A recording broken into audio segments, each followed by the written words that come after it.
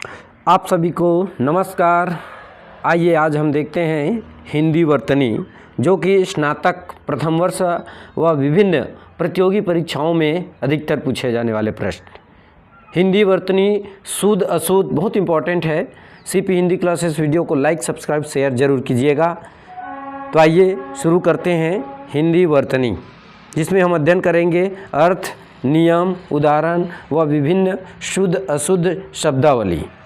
तो वर्तनी क्या है कि किसी शब्द को लिखने में प्रयुक्त वर्णों के क्रम को वर्तनी या अक्षरी कहते हैं, है ना। अंग्रेजी में वर्तनी को स्पेलिंग तथा उर्दू में हिज्जे कहा जाता है। कंपटीशन एग्जाम में पूछा जाता है कि इसका अन्य नाम बताइए करके।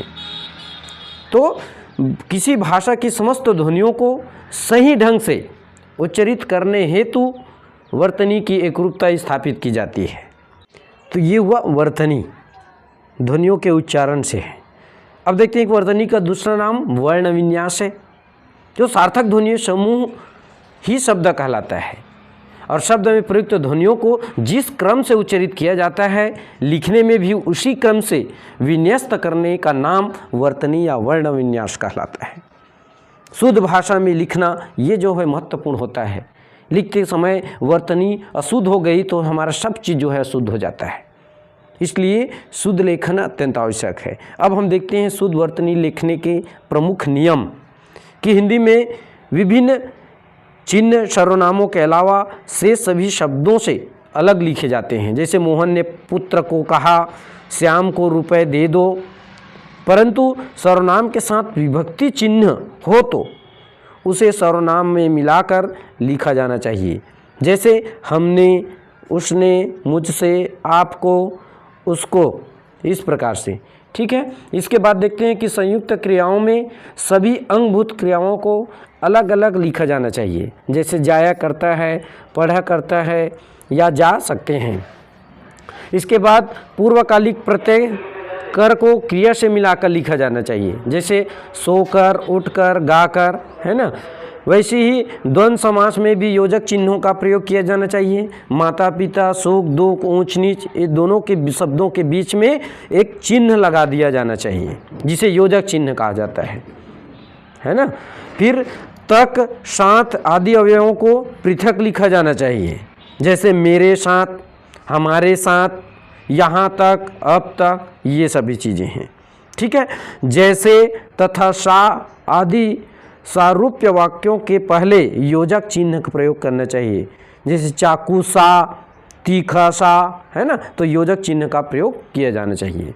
अब हम देखते हैं अ, उ एवं आ मात्रा वाले वर्णों के साथ अनुनासिक चिन्ह, है ना, चंद्रमा वाला, वो जो चंद्र बिंदु के रूप में लिखा जाना आवश्यक है। जैसे आँख, हंस, जाँच, कांच, अंगना, सांस, ढांचा, ये सभी चीज़ें हैं।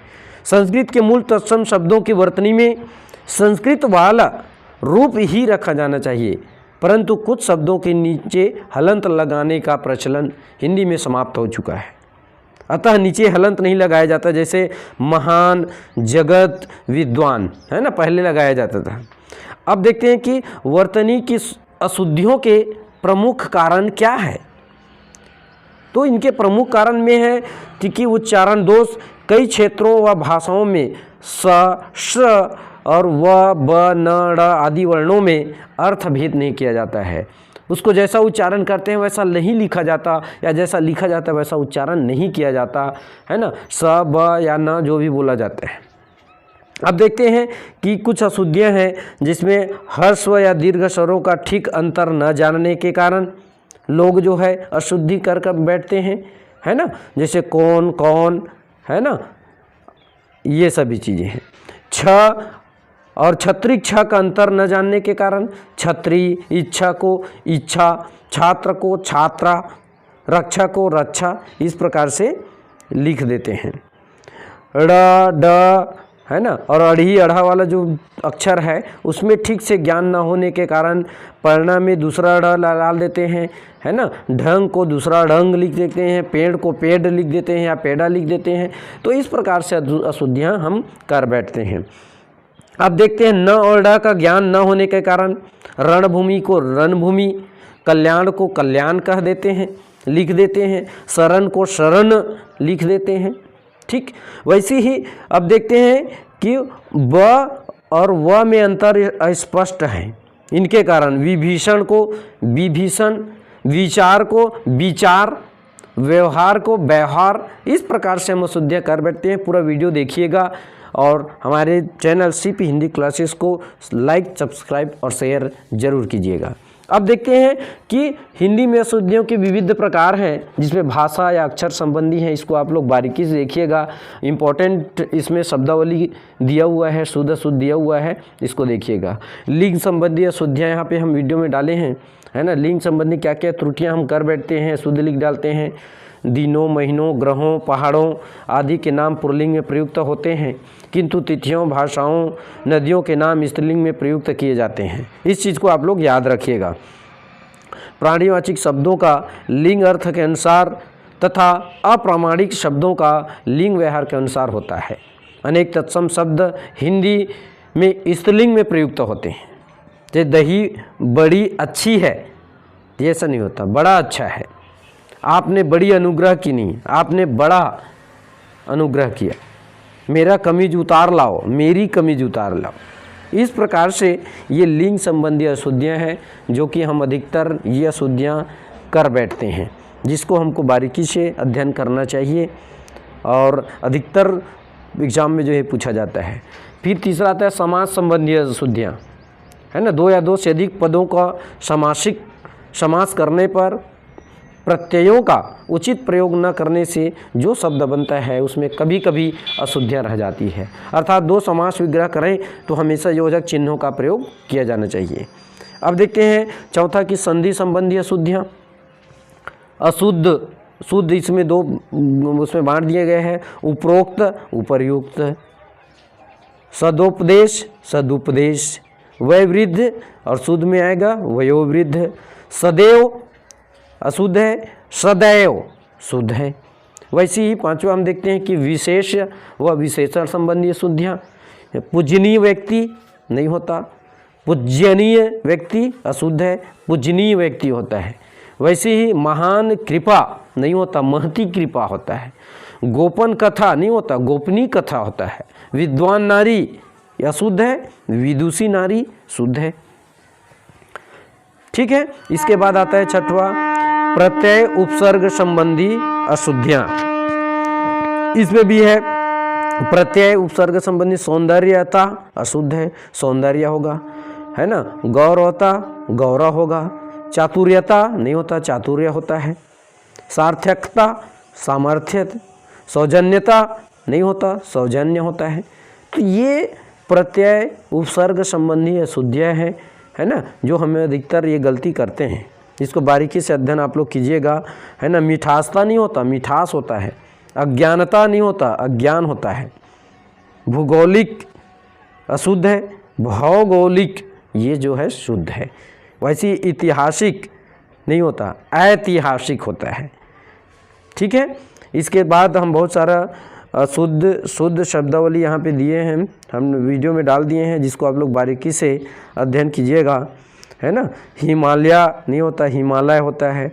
वैसी प्रताप नहीं होता, प्रताप होता है। किशन नहीं, अशुद्ध है।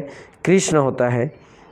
तो अंग्रेजी के लहजे में बोलने से भी कुछ शब्दों को गलत लिखा जाता है, जैसे योगा अशुद्ध, योगा शुद्ध होता है, योग शुद्ध है।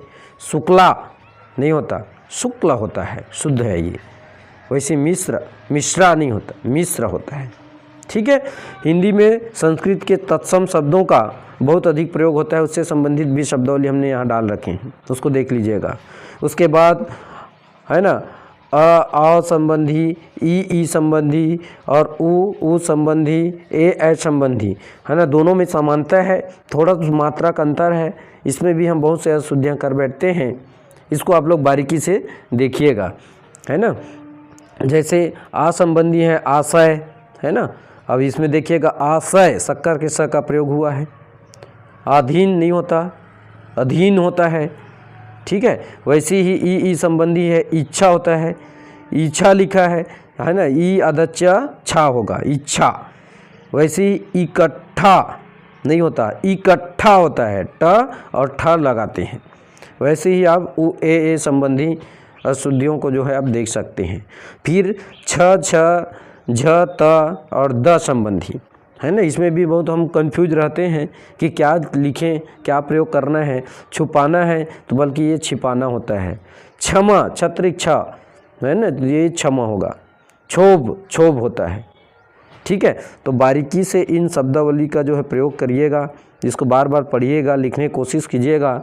हर एक कंपटीशन एग्जाम में ये पूछा जाता है। शुद्ध अशुद्ध 2 नंबर 3 नंबर का आता है। साथ ही साथ बीए फर्स्ट ईयर, बीएससी और बीकॉम फर्स्ट ईयर पाठ्यक्रम में भी इसको शामिल किया गया है। ठीक है, त संबंधी भी होता है तृण का, है ना, जबकि तृण कृष्णा वाला जो है ना, ऋषिकरी, वो वाला तृण लगाते हैं। ठीक है, तैयार नहीं होता, शुद्ध है, तैयार होता है। ठीक है, वैसे ही तात, तो चंद्र बिंदु के साथ लगाएंगे तात में तो वो सही होगा। द में देखिएगा दुख, है ना, ऐसा नहीं होता, दु और विसर्ग का चिन्ह और ख लगेगा। ठीक है, तो ये जो है छ, ज, झ, त और द संबंधी शुद्ध अशुद्ध है। फिर देखते हैं कि अनुनासिक तथा चंद्र बिंदु की अशुद्धियाँ, ये बहुत इंपॉर्टेंट है, जानना जरूरी है कि टंडन, जबकि ट आधा ड न होता है, टंडन, टंडन। पंडित, प छोटा डी बान कड़ा वाला, ड टी, पंडित, तो ये है। वैसी विसर्ग की अशुद्धियाँ हैं, अभी हमने बताया कि दुख संबंधी अतएव, है ना, तो इसको भी आप लोग याद रखिएगा। फिर ट, ठ, ड, ढ, ड़ संबंधी अशुद्धियाँ, इसको भी बारीकी से पढ़िएगा, है ना।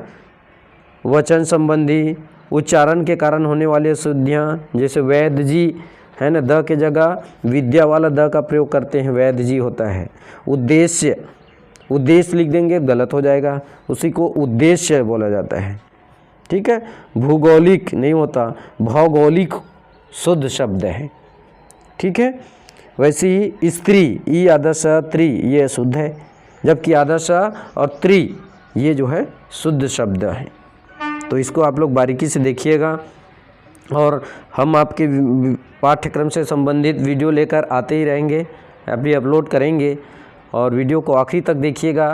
और इसके बाद हम देखते हैं कि जो शुद्ध अशुद्ध है वो हर कंपटीशन एग्जाम में आते हैं। और हमारे video CP Hindi classes YouTube channel को लाइक शेयर सब्सक्राइब जरूर कीजिएगा।